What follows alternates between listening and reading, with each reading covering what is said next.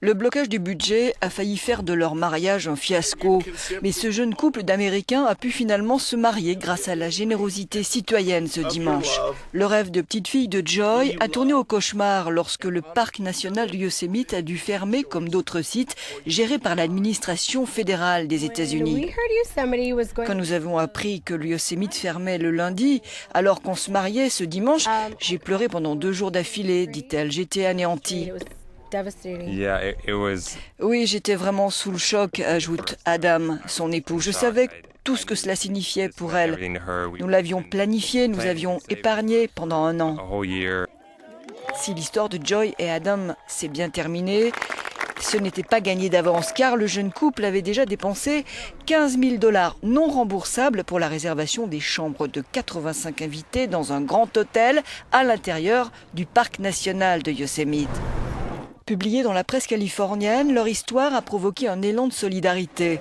Ce lieu de réception, dont le loyer coûte entre 10 000 et 15 000 $, a été prêté gracieusement pour les noces.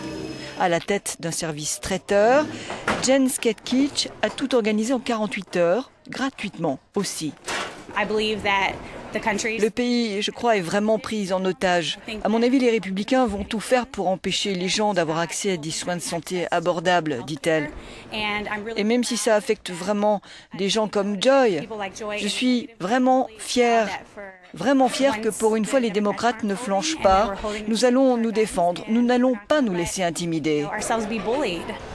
À l'autre bout du pays, à Washington, c'est cette pâtisserie qui a fait preuve de solidarité cette fois envers les fonctionnaires, renvoyés chez eux sans salaire depuis mardi 1er octobre. Eux aussi, ils apprécient le geste. Je trouve ça génial, dit ce jeune employé fédéral.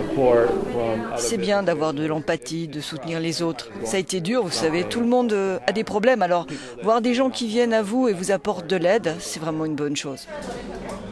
Le shutdown touche 1 million de fonctionnaires à travers le pays. Mais c'est surtout à Washington que cela se fait sentir, car le gouvernement fédéral est le plus grand employeur de la région.